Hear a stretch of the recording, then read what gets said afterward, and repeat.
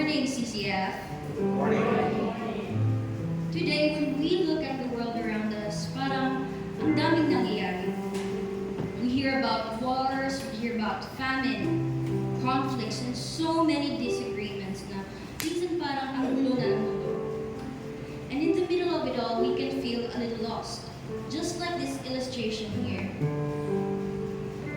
That even in our personal lives, parang marami tayong hinahanap.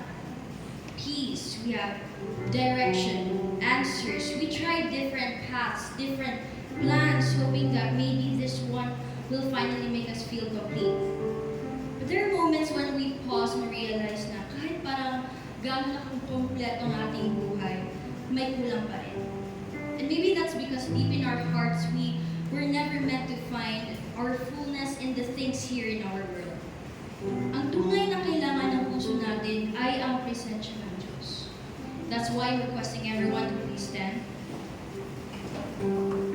Today, before everything else, let's turn our hearts back to Him. Let's come and before Him and listen. And give Him our worship and declare that He alone is enough. Dahil Siya lang ang ating tanging kailangan.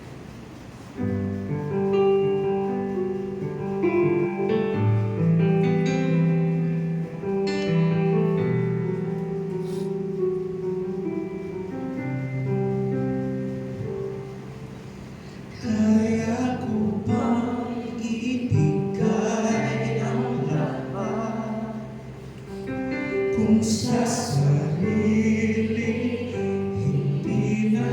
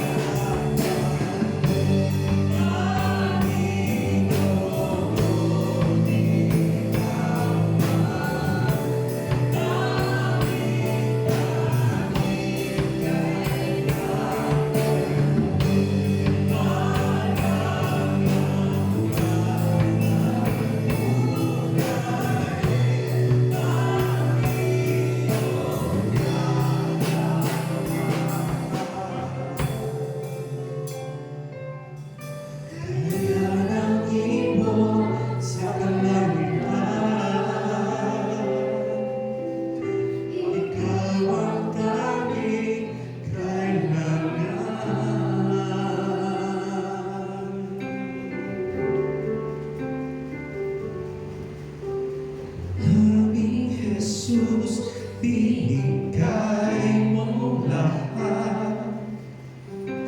Krus ng pag-ibig na higit sa sapat. Kapag kinikilala natin ang Diyos, ang ating tanging kailangan, mas lalo din natin nakikita kung gaano siya kabuti sa ating buhay. Because the truth is, everything we have, our life, our strength, even the chance to gather here and worship today are all gifts from Him. Hindi dahil karapat-dapat tayo, kundi dahil sa Kanyang pagmamahal at kabutihan. Ang bawat araw, bawat hininga, at bawat bagong simula ay biyayang mula sa Kanya. At tunay natin siyang dapat purihin at ang Kanyang pag-ibig sa atin ay sudulang biyaya.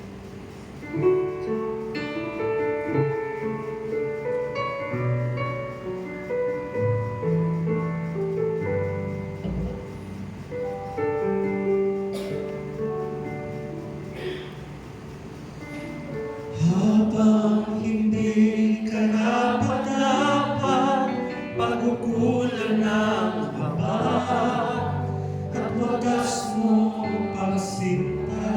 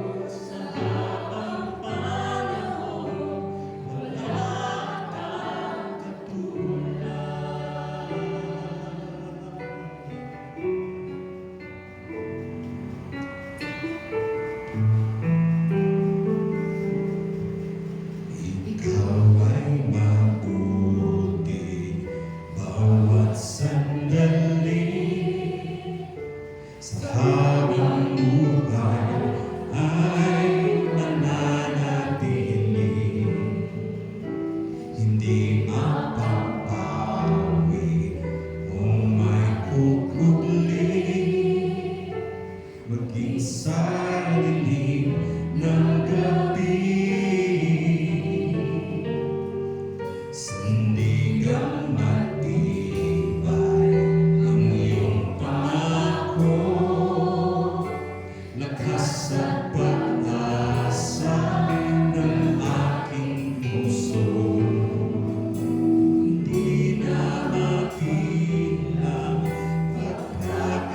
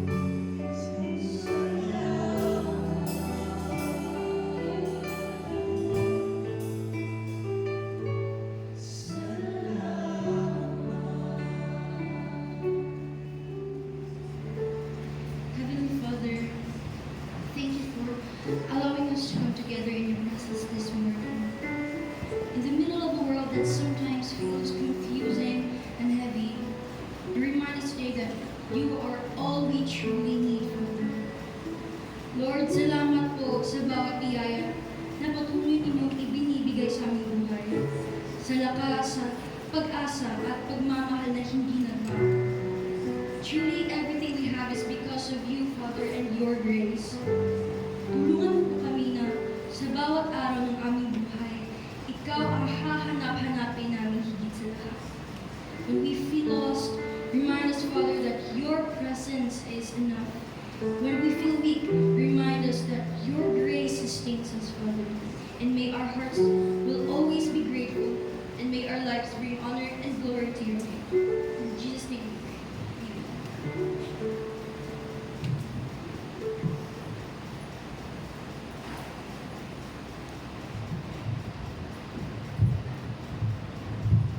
Blessed morning, everyone. Good morning. Please remain standing for the reading of God's Word. So, if you have your Bibles with you, buksan sa the book of Matthew chapter 7, verses 1 down to 6. Matthew chapter 7, verses 1 to 6. So, nang sa hilo, mas I read the passage of Scripture na mabasa din sa Matthew chapter 7, verses 1 to 6, that says, "Do not judge, or you will be judged. For in the same way you judge others, you will be judged, and with the same measure you use, it will be measured to you. Why do you look at the speck of sawdust in your brother's eye and pay no attention to the plank of your own eye? How can you say to your brother, 'Let me take the speck out of your eye,' when all the time there is a plank in your own eye? You hypocrite! First, take the plank out of your own eye, and then you will see clearly to remove the speck from your brother's eye. Do not give dogs what is sacred. Do not throw your pearls to the pigs. If you do, they may trample them under their feet and then turn and tear you to pieces." May the Lord God bless the reading of His words. May the Lord be seated. So now let us have our undivided attention to listen sa message and word to be delivered to us din lagi sa itong Pastor Joe today. May buntag sa tanan. Good morning. It's really concerning ang mga nakitabo karon sa ato ang country and even sa world. Although masuti ka nga dili mag-worry kay na Ginoo mag-provide, but dili nato ma-avoid to be concerned ang impact sa especially sa pagsaka sa presyo sa crudo. But still, as the song says, God is the same yesterday, today, and forever.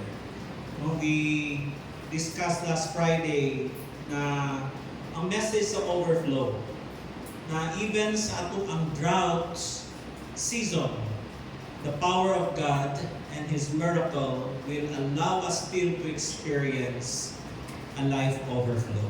Let us pray. Father, as we study your word, help us to drop everything, our issues, our problems, and other concerns. As we spend time with you, allow our hearts to be attuned to your teaching, that even in this hardship in life, we can still make wise judgments that will come out in our choices and decisions that will honor you. In Jesus' name, amen. Isa sa mga most misunderstood and weaponized statements ni Jesus Christ is ang iyahang mando na do not judge, which is found in Matthew 7:1.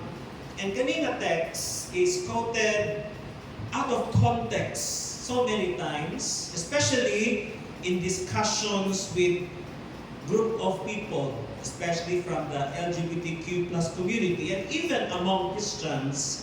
Many people respond with the phrase, "Only God can judge me." Ginagamit nila ni as defense against correction, as defense against moral discussion. But we need to ask an important question. Ang atong abang pagsabot sa pulong ni Jesus na do not judge is the same as what He truly meant sa statement.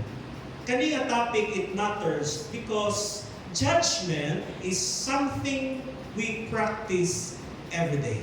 Without realizing it or not, imposible nga mabuhi nga wala kita gahimo judgments. In fact, every moment sa ating buhay, it involves small and big decisions which is shaped by our discernment. So, pagpili pa lang nimo sa sudan, nalutuon, sa pagsuot nimo this morning, kung sa isuoton nimo nga, kung sa iningot nga para sa church na suoton, that is making judgments. Whether you want to be on time or not, whether you want to decline or accept the invitation, tanan nga ato ang mga yeses, tanan nga atong mga no's are forms of judgment.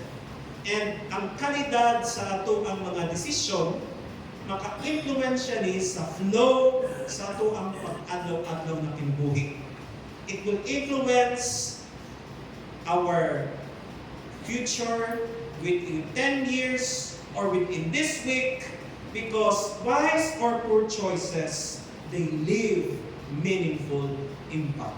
And more than just a decision making, ang judgment, it reflects our values. Judgments reflects our values. Ang ginapakita ni Ana kung sa atong pagtuo, what we believe, what we prioritize, and asa ang inclination sa ato ang kasing-kasing. In particular, our judgments can mirror our understanding of holiness, of faith, and moral conviction. So bilang believers, we are called to exercise wise and spiritual discernment. Ang wise judgment is a revelation of God's holiness, truth, and love that is working in us. And at the same time, reflection na sa postura, sa atuang heart, sa atuang mind, and sa atuang soul. So this morning, let us take time na intindihan nato ang usay ginamin sa Ginoo when He said those words. And at the same time, let us look kung paano gina-weaponize, ginagamit sa mga tao, kaning statement as tools, interpreting it based only on personal or selective understanding. I-check nato ang context sa do not judge in Matthew 7:1. Mostly, when they quote do not judge or you too will be judged, it is often taken to mean never evaluate anything or anyone. That is how most people understand. Pag sinabi na do not judge me, sinasabi nila wag ni-evaluate. But in context, Jesus was correcting a specific kind of judgment. Kasi hindi lahat ng forms of judgment ipinagbabawal. Jesus is only referring to a specific judgment that we should not be involved with. So that statement, do not judge, or you too will be judged, is a warning against one hypocritical judgment. Kung saan ang hypocritical judgment? Kung imuhang i-point out ang sala, ang mali sa uban, but you are ignoring your own. Kung very passionate ka nga mangita o sayop sa uban, but you accept yourself. You accept your mistakes. That is hypocritical judgment. It is a warning against self-righteous condemnation. Na sa tingin mo, ang standard mo, ang moral compass mo, gives you the rights to look down on others. That is self-righteous condemnation. Na ang standard mo is the only standard na dapat i-impose mo sa iba. That is self-righteous condemnation. It is also a warning against harsh, heartless criticism. Yung walang pagmamahal, walang humility sa pag-check, and walang desire, walang plan to restore. If you read the passage, it continues by saying, you should first remove the log from your own eye before helping your brothers remove the speck. Usahay, ang gagmay bugaw sa uban, mas i-highlight nimo kaysa sa dakong nimong sayo. So this shows na ang Ginoo, wala niya ginaban ang pag-judge. Wala niya ginaban ang correction. Wala niya ginaban ang good kind of judgment. Ang iyang ginaban, the wicked, evil, bad kind of judgment, which is hypocrisy. So the Bible teaches discernment and wise evaluation. The Bible encourages wise and discerned judgment. In the same chapter, sabi ni Jesus sa Matthew 7:6, do not give what is holy to the dogs, or cast pearls before the pigs. In other words, we judge based on discernment. Before ka sulti nga tama ba ni nga ako siya i-check, o tama ba ni nga ako siya i-correct, imuha sa tanawon, do you belong to the same faith? Do you belong to the same page? Do you belong to the same standards? Because it is useless to check on someone who do not share the same faith with you or the same standard with you. Do not give what is holy to the dogs. Dogs cannot identify holiness. Do not cast pearls on the pigs because pigs doesn't care about pearls. Ang gusto lang nila lamaw. May nabasa ko o may nakita ko nga meme nga may bees ug langaw ang picture. Ang bees nag-carry og honey. Ang langaw kapatong sa tai.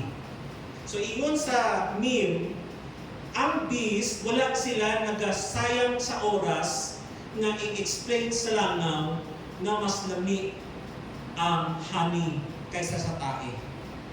Kaya ang langaw, masking asa mo patong yun na. That's what it means to judge based on discernment. And also in verse 16, it says, you will know them by their fruits. In other words, we can judge based on wise evaluation. So believers are repeatedly instructed to discern truth from error. So, you are not allowed to judge hypocritically, but you are allowed to judge in discernment or wisdom or spiritual conviction.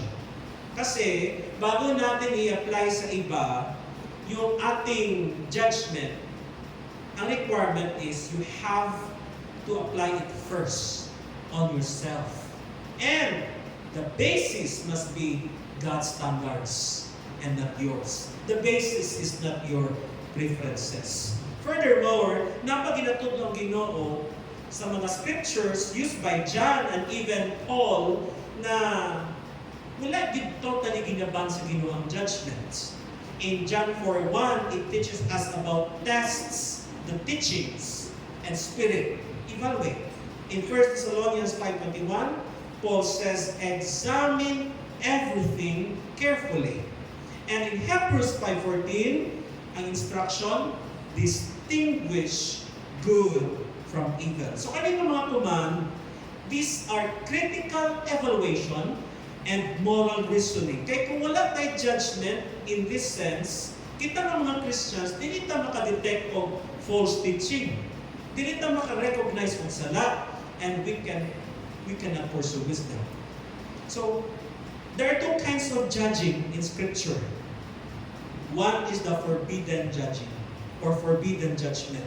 Kung saan man ang forbidden judgment, hypocritical condemnation, judgment which is proud, self-exalting criticism. Third one, judgment that punishes the person rather than confronting the sin. Kaya kung ikaw mo judge, ang purpose nimo is the measurement whether it is right or wrong judgment. Kung ang purpose nimo is to restore, right judgment. But if your purpose is to put down the person, that's forbidden judgment. And what is forbidden judgment? Brings us to speaking without love or humility. That is ang saklaw ng instruction ni Jesus Christ na do not judge. But there is a judgment where we are permitted. Where there is a judgment that we are mandated. Judgment which is a product of one of discernment of truth and error. Dili kay para ma-prove nimo nga bright ka, na wais ka, na imo ipakita ang wisdom and knowledge nimo. There is also a judgment permitted as product of our spiritual wisdom in decision making. Na kung saan ang basis mo is the standard and the values of God. And a product of loving correction within the family. You exercise the judgment within the boundaries through righteous and honest evaluation. In other words, when you judge, know your place. Nasa lugar ba ka? Wala kay karapatan, wala kay power, wala kay authority to judge how other family run their household. Wala kay labot din ha. You judge within your boundaries. In other words, huwag pakialamero. And you are permitted to judge as product or as a result of protecting people from harm or deception. For what? For enlightenment. So that they will be restored. So, ang elemento sa right judgment, upatagutan. Humble judgment. Humility. Ikaduha, truthfulness. Ikatulo, restoration ang purpose.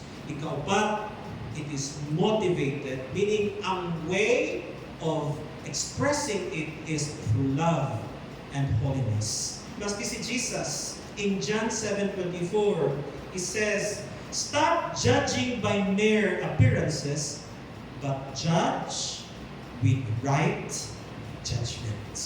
Or one way of saying that, in another version, judge with righteous judgment. So hindi natin pwede gamitin ang line na do not judge me if you just want to avoid correction. So sa puso, sa teaching ni Jesus Christ, hindi niya sinasabi na tanggapin natin lahat ng behavior ng walang moral truth.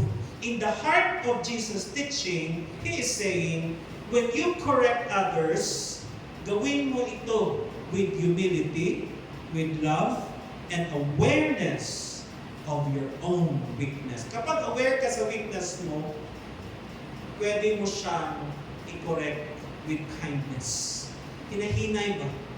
Dili kay bundakan dayon nimo. So it is true na ang Ginoo is the ultimate judge, but God also uses truth, God also uses wisdom and a loving community to call people back to Him. So the simplest way to remember the instruction is, do not judge like a prosecutor who condemns. Diba ang prosecutor, mga trabaho nila, to condemn. How do we judge? Judge like a physician. Judge like a doctor who wants healing for the person erring. So the command, do not judge, is not a prohibition against moral discernment. It is a prohibition against hypocritical, prideful, and loveless condemnation. So careful tayo when we check, careful tayo when we correct, careful tayo when we rebuke, because if we do it without, or with pride and without love, then you are exercising wrong judgment. If you notice, kung paano ang kalibutan ga-respond sa teaching, it is often pulled sa duha ka extreme. On one side, na ay defensive judgment or dismissive judgment. No, kaya may mga tao nga ginagamit nila ang pulong sa Ginoo to silence or to stop correction, to avoid accountability, and to dismiss moral truth. So as a result, igamit nila ang verse bilang shield or pananggalang to protect personal preferences rather than to guide them toward humility. Diba? Gusto sila, do not judge me bilang defensive weapon. But in most cases, they are not actually appealing to the full teaching of Jesus. What they're just trying to do is to protect themselves from accountability. Anong katawanan ba? No?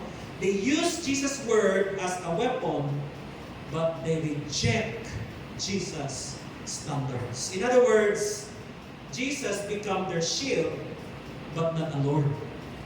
Yan ang irony. Some people quote Jesus to avoid correction, yet they reject the very standards that Jesus taught.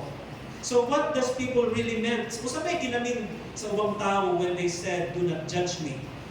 For them, it's actually about do not challenge my behavior.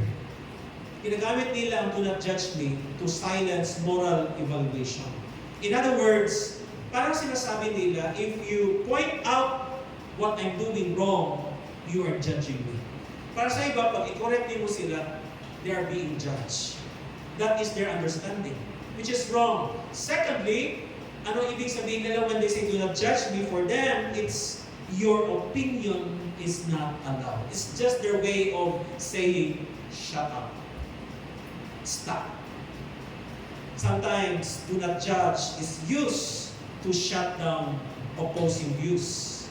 Diba, pag kita pabor, kung dili mo muuyon sa ato sa ato opinion, ang ihang gisulti, pahinungan nato. Diba? We use that as a conversation stopper.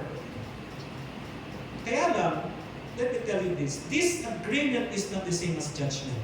When the person disagrees with you, he is not saying you are wrong, or he is not saying that he is better than you. Iba lang talaga ang pananaw natin. Kaya by truth, truth by nature creates distinction, and we have to respect that. Hindi pwede na mag-away-away mo because magkaiba ang ating opinion. And number 3, kung sa bang ibig sabihin sa uban, when they said, do not judge me, sinasabi lang nila, I don't want accountability. Believers are called to mutual correction and restoration. So when someone says, judge me not, ang sinasabi lang nila, leave me alone. I don't want anyone speaking into my life. Huwag mo akong turuan, mas alam ko ang buhay mo. May mga tao nga na, that is their application for judge me not. Or for them, all moral standards are equal. Sasabihin nila, kasi iba ang pananaw mo, relative ang moral values. So kung sa iyo acceptable, sa akin hindi. Or kung sa akin acceptable, hindi ibig sabihin, dapat maging acceptable din sa iyo. Right? So, let us be reminded, Jesus never taught relativism.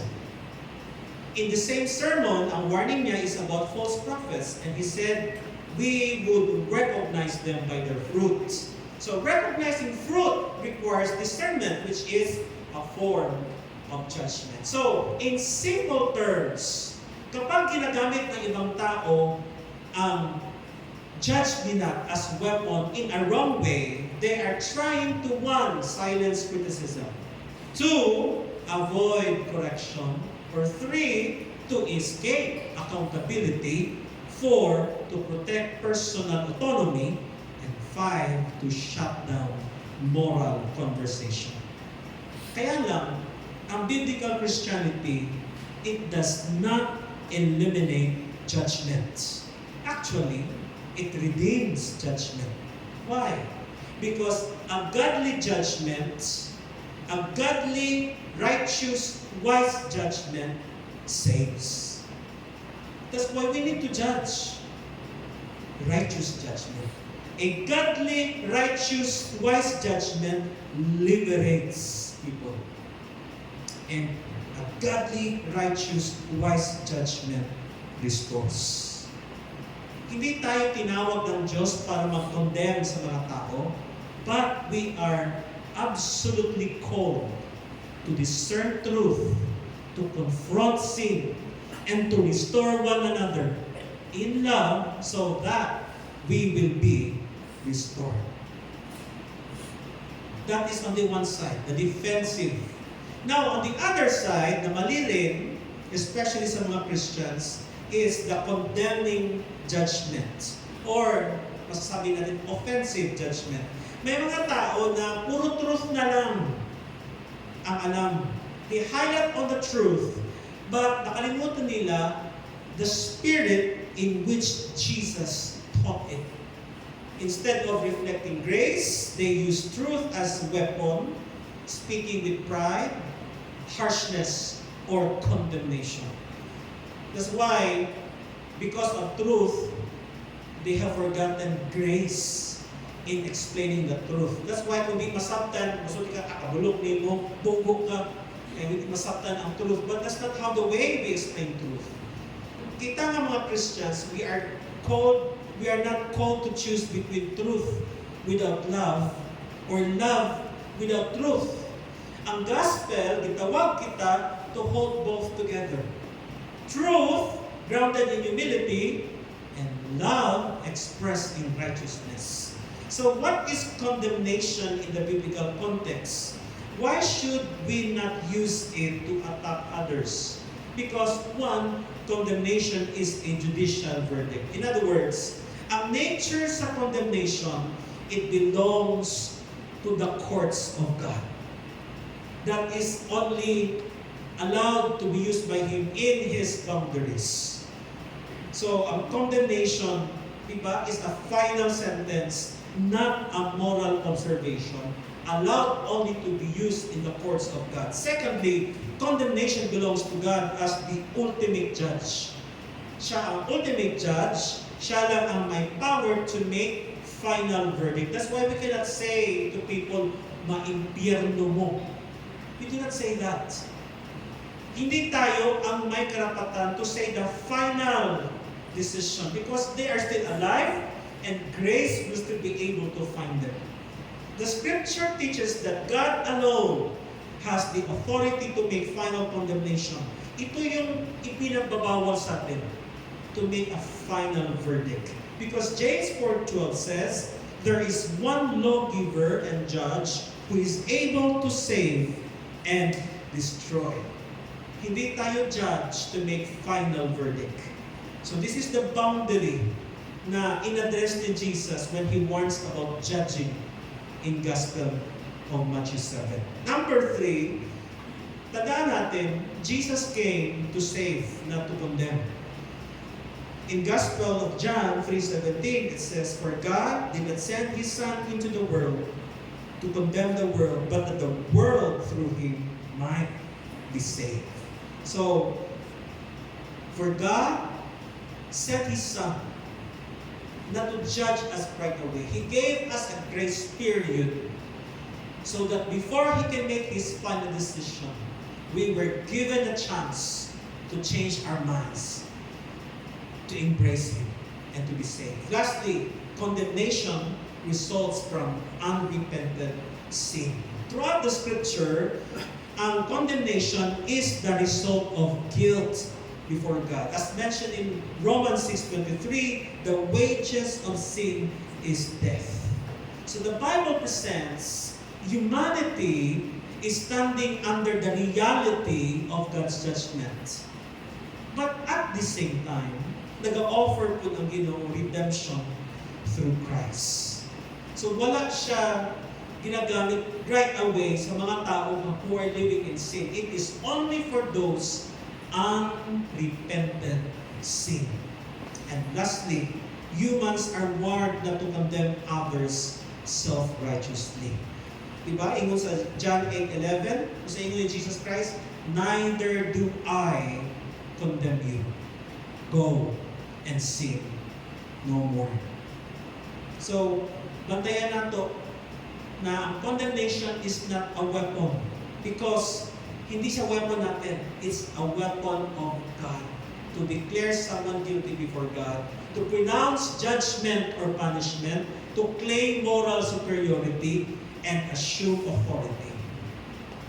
It is only the weapon of God, not ours. So a simple way to understand this is that nagatudlo si Jesus Christ, nakita ng mga believers, we are not called to condemn. But we are absolutely called, again, to discern truth, to confront sin, and to call people back to God. To make it clearly, let me present to you kung saan tatlong klase ng judgment that I mentioned. The first one, sa far left, defensive judgments. What is the problem with that? It avoids truth. truth is muted, sin is defeated. On the far right, which is wrong, the condemning judgment, it is truth without love. What is the weakness there? Love is missing. But in the middle, usang judgment ang gusto nila for us to do? Holy judgment. Because it holds truth, it holds grace, it holds humility, it holds restoration. Ang goal, not to win arguments. Ang goal is to win the hearts to the standard of God, to turn to Him. So, ang biblical concept sa righteous judgment, and it has clear qualification so that it does not violate Christ's command. So, how do we apply this? Usay buhato nato para dili ta mahulog sa far right or sa far left, na dili defensive ang atong understanding sa judgment, dili po condemning ang ato ang paggamit sa judgment. How can we exercise holy judgment? Una, judgment must begin with self-examination. So the point is never correct someone. The point is not never correct someone. The point is correct without hypocrisy. Kailangan, i-deal mo muna ang kasalanan mo bago ka mag-deal sa kasalanan ng iba. Pangalawa, judgment must be based on God's standard, not personal opinion or preferences. Diba? Because the standard must be the scripture para wala kay bias. Ingo sa John 12:48, there is a judge for the one who rejects me and does not accept my words. And number 3, judgment must aim to restoration, not condemnation. That's why kung mag-correct na lang ka without the purpose of restoring the person, just close your mouth.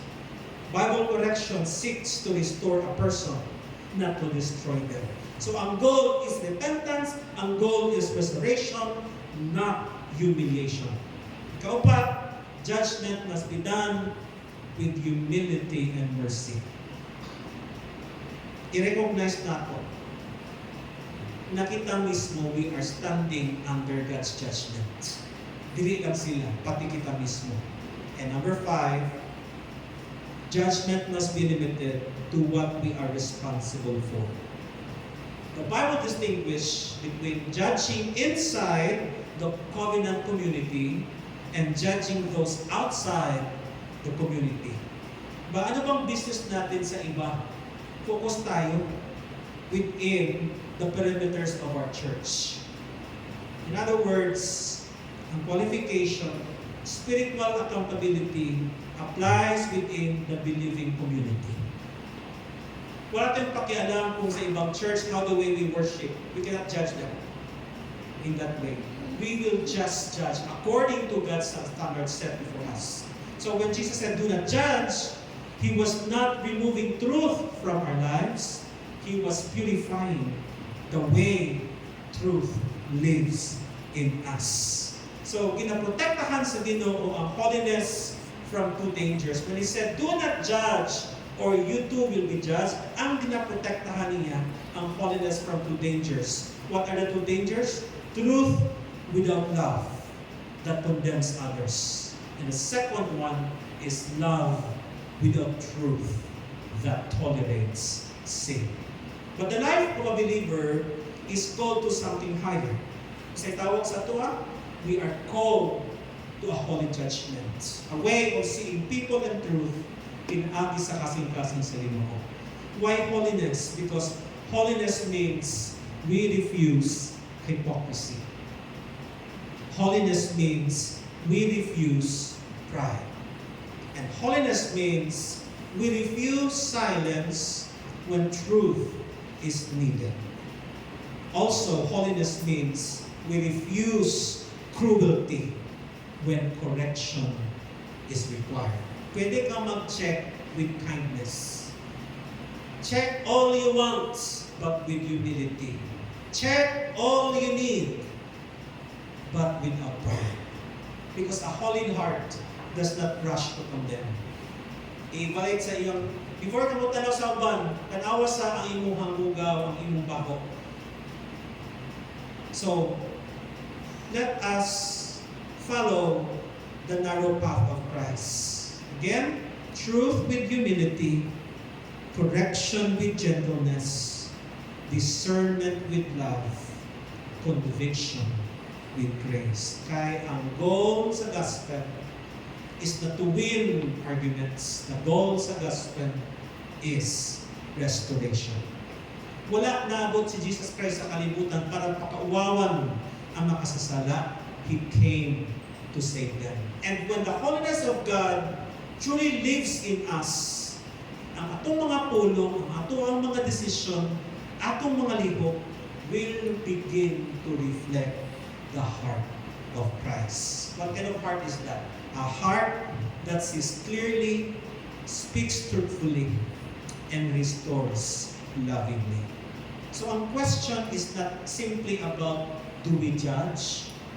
The deeper question is, does our judgment reflect the holiness of Christ? Kaya before ta mag-correct, before ta mag-check, before ta manaway, before ta mag-prove na mas tama ta sa uban, question, does our judgment reflect the holiness of Christ? Because true holiness does not condemn people away from Christ.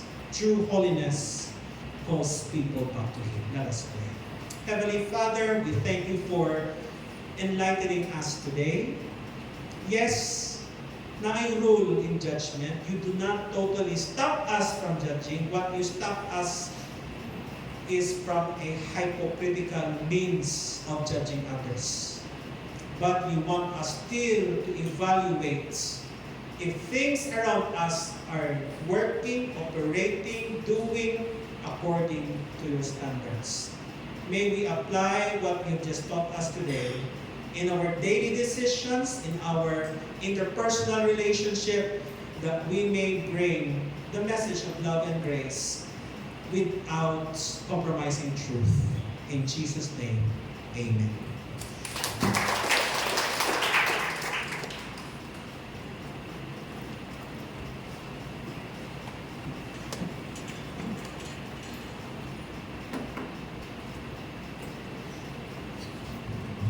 Dalay ko na itong buhay ng Diyos sa iyang reminder ka na itong mga kamuntagon. Salamat kaya ito na bless. Amen? Amen. Praise the Lord. Ito kay salamat Pastor Jude for the powerful message. So karon kay Isunan, it's our time where kita kasi free, we read the passage of scripture. Ang pasa din sa Matthew 6, 19 to 21 ng Gaingon. Don't store up treasures here on earth where moth eats them and rust destroys them. And where thieves break in and steal, store your treasures in heaven, where moth and rust cannot destroy, and thieves do not break in and steal. Wherever your treasure is, there the desires of your heart will be also. Nagsunod ka ng time rin kita magkahatag sa itong mga offering, and here the 3 verse of viewers, please pass on the blessings.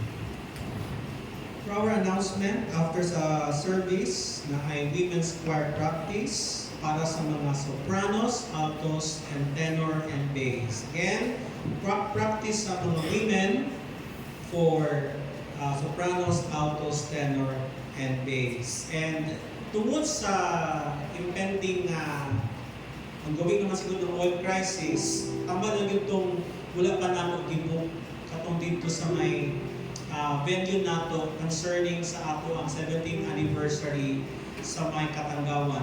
So, it's God's wisdom na murag bayad na utak ko budang pero na pay pagbaduwa so wala sa ko na bulong og kwarta dito.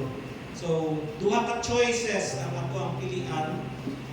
It's either wato sa Dulduol, sa Golden Sunshine, na ang ilang cottage na good for 100 packs, duha ka bukwaon, around 7,000 lang, instead of paying 30,000. And another option, diri na lang yun sa church. Diba? In response to the oil crisis.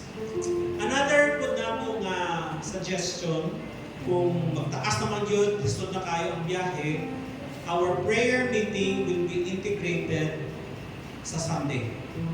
So, 15 minutes before service, natay prayer service. Mula sa Friday.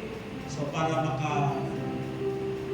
gamay naman may tuhan, gamay naman gapo. Real talk. So, ano ba? Sa Sunday nato insert, pero dili pa karong kaya pa man. Pero i-announce lang nato kung kanus na i-integrate ang prayer ministry sa Sunday kapag ni-hit na yun kaayo ang oil. Let us stand for our closing song. Remember, during the health crisis sa COVID, God is still God. And even in the oil crisis, God is still God. So let us just relax, trust into the everlasting God. Oh God, before the mountains were brought forth, or days of spring and summer filled the earth, from everlasting you are God.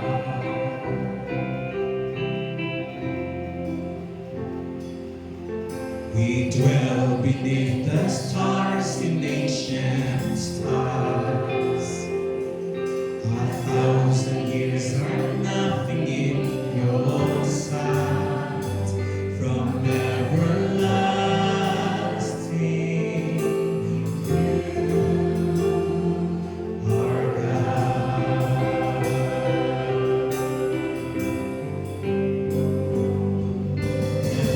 Our days are held within your hands. Your perfect love and favor have no end.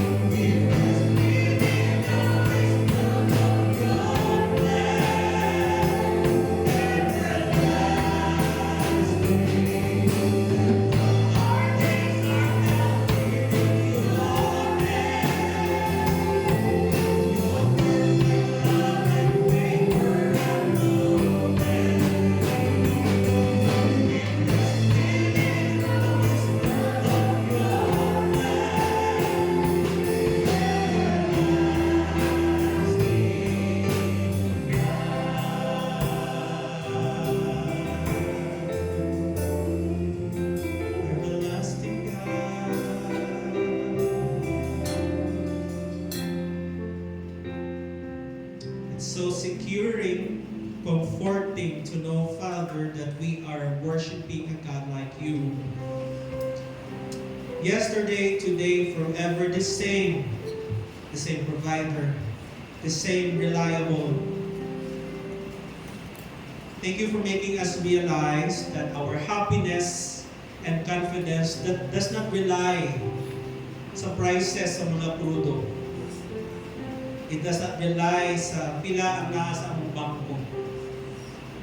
It does not rely on whether we will just walk or ride. It relies because it's held by your hands, securing us and making us just relax and rest. Lord, this is something new again. This crisis is something new for us to experience, but also something new to see how you will work and make your provisions more louder than our lack. Salamat, Lord, because we can still live a life of peace, contentment, and joy amidst this crisis. We rest within the wisdom of your plan, and we trust you. In Jesus' name, amen.